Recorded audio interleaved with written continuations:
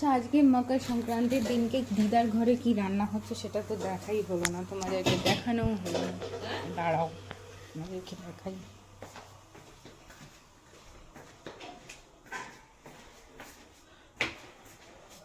So hey guys, আমি এসে গেছি দিদার রান্নাঘরে, দিদার কিচেন।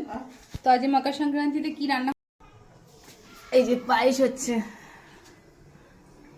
দিদার আজকে পায়েস, আজ পৌষ সংক্রান্তি, আজ পায়েস ঠিক করে বলে, এদিকে তাকাও।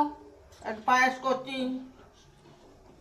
সবাই সুস্থ থাকো, ভালো থাকো, পিঠে পাটা সবাই একটু করে করে খাও, যার যেমন সামর্থ্য সে সেরকম খাও। তবে বছরকার দিনে আজকে একটু পিঠে এটা একটু কম করে দাও, একটু কম করে দাও। উঠে দাঁড়াও,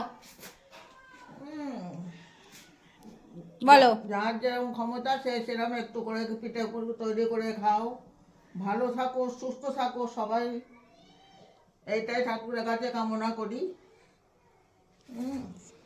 আচ্ছা, আমি দিদাকে নিয়ে আজ একটু সন্ধ্যাবেলা বেরোবো ভাবছি।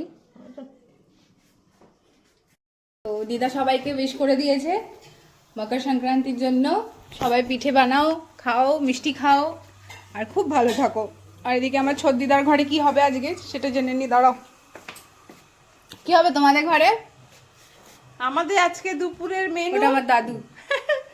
আজকে আমাদের দুপুরের মেনু বিউলির ডাল আর বাঁধাকপি, শিম, বেগুন, বড়ি, গাজর এসব দিয়ে একটা চচ্চড়ি, আচ্ছা। আর ব্রোকলি তরকারি, আহা আর গাঠি কচু। আহা, আজকে তো নিরামিষ, আজকে সবার নিরামিষ। নিরামিষ, সবার বাড়িতেই প্রায় নিরামিষ। হ্যাঁ, আর পিঠের মধ্যে কি হচ্ছে? পিঠের মধ্যে আজকে হবে দুধ পুলি, আর ভাবছি যে একটু ওই সাজের পিঠে করব। এই সাজের পিঠে বিশাল শক্ত।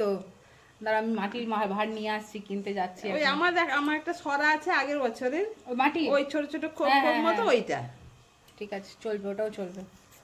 তো ভালো থেকো, সুস্থ সবাই- থেকো, টাটা। Tata tata.